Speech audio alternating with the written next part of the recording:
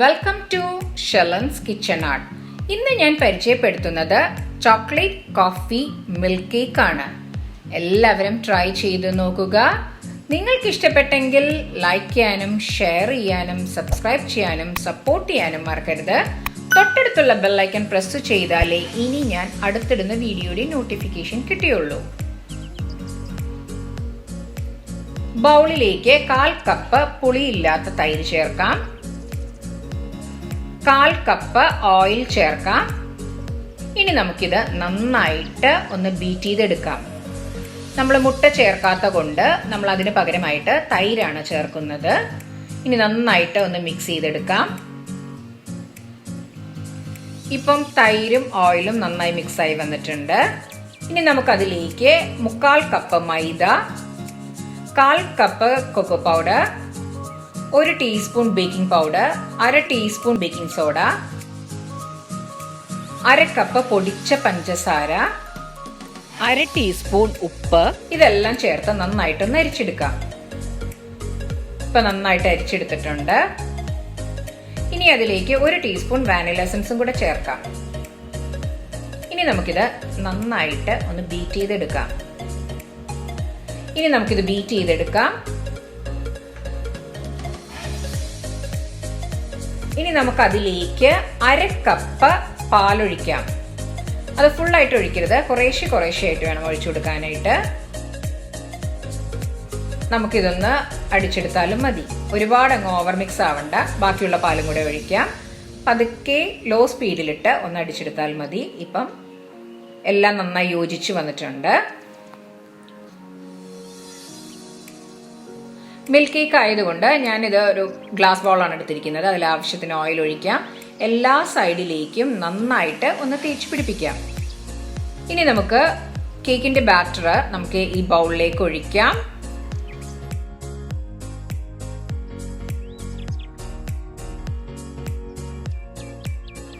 നന്നായിട്ട് ഒന്ന് ടാപ്പ് ചെയ്യാം. ഇനി നമുക്ക് ഓവനിൽ 35 തൊട്ട് 40 മിനിറ്റ് വരെ 180 ഡിഗ്രി സെൽഷ്യസിൽ ബേക്ക് ചെയ്തെടുക്കാം. 1/4 കപ്പ് പാൽ എടുത്തിട്ടുണ്ട്. അതിലേക്ക് 1/2 tablespoon cornflour, 1/2 tablespoon cocoa പൗഡറും ചേർക്കാം. ഇനി ഇത് നന്നായിട്ട് ഒന്ന് മിക്സ് ചെയ്തെടുക്കാം. ഇപ്പൊ നന്നായി മിക്സ് ചെയ്തെടുത്തിട്ടുണ്ട്.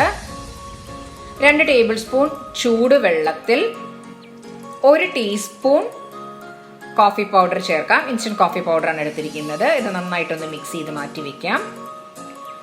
പാനിലേക്ക് 1 കപ്പ് പാലൊഴിക്കാം, ഏകദേശം 250 മില്ലി.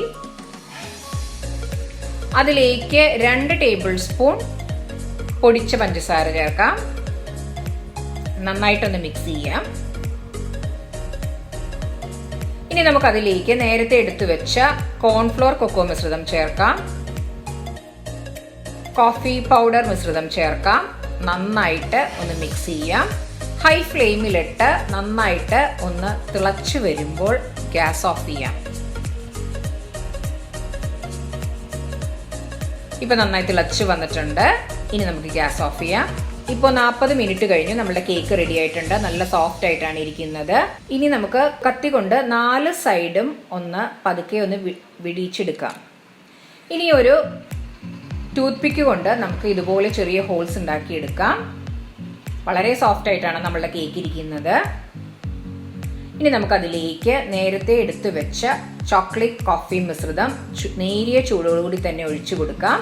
ഇത് നമ്മളുടെ കേക്കിലേക്ക് നന്നായിട്ട് അബ്സോർബ് ചെയ്ത് കിട്ടണം. ഇനി അതിൻ്റെ സൈഡിലേക്ക് എല്ലാം നമുക്ക് ഒന്ന് സ്പ്രെഡ് ചെയ്ത് കൊടുക്കാം. ഇനി ഇത് ഫ്രിഡ്ജിൽ 1/2 മണിക്കൂർ വെച്ച് തണുപ്പിക്കാൻ വെക്കാം.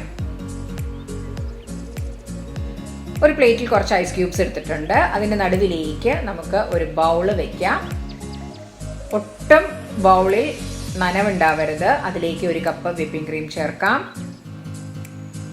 നന്നായിട്ട് ഒന്ന് ബീറ്റ് ചെയ്തെടുക്കാം. ഇനി അതിലേക്ക് 2 ടേബിൾ സ്പൂൺ പഞ്ചസാര ചേർക്കാം. മധുരം ഓരോരുത്തരുടെ ആവശ്യത്തിനനുസരിച്ച് കൂട്ടുകയും കുറയ്ക്കുകയും ചെയ്യാം. ഇനി അതിലേക്ക് 1 ടീസ്പൂൺ കോഫി പൗഡറും കൂടെ ചേർത്ത് നന്നായിട്ടൊന്ന് മിക്സ് ചെയ്യാം. നമ്മൾ ഐസ് ഇട്ടിരിക്കുന്നതുകൊണ്ട് പെട്ടെന്ന് തന്നെ നമുക്കിത് നന്നായിട്ട് സോഫ്റ്റ് ആയിട്ട് കിട്ടും. ഇപ്പം നല്ല സോഫ്റ്റ് ആയി കിട്ടിയിട്ടുണ്ട്. അരമണിക്കൂർ കഴിഞ്ഞു. നമ്മുടെ കേക്കിലേക്ക് പാലൊക്കെ നന്നായിട്ട് അബ്സോർബ് ആയിട്ടുണ്ട്. ഇനി അതിൻ്റെ മുകളിലേക്ക് സെക്കൻഡ് ലെയർ ആയിട്ട് വിപ്പിംഗ് ക്രീം ഇട്ട് കൊടുക്കാം. കോഫിയും കൂടെ നമ്മൾ ഇട്ടിരിക്കുന്നത് കൊണ്ട് നല്ലൊരു ടേസ്റ്റാണ് ഈ ലെയറിന്.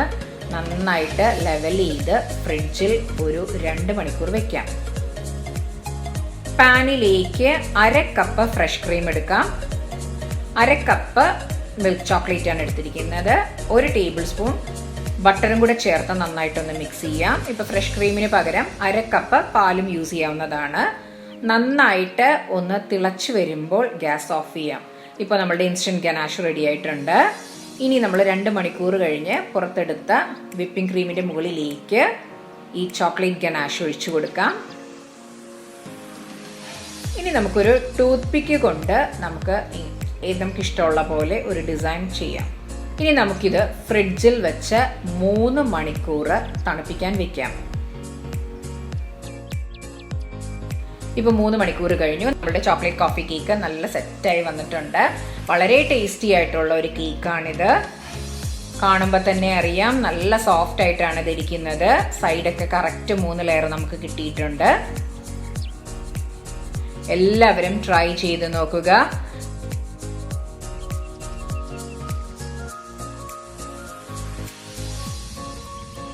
നിങ്ങൾക്ക് ഇഷ്ടപ്പെട്ടെങ്കിൽ ലൈക്ക് ചെയ്യാനും ഷെയർ ചെയ്യാനും സബ്സ്ക്രൈബ് ചെയ്യാനും സപ്പോർട്ട് ചെയ്യാനും മറക്കരുത്.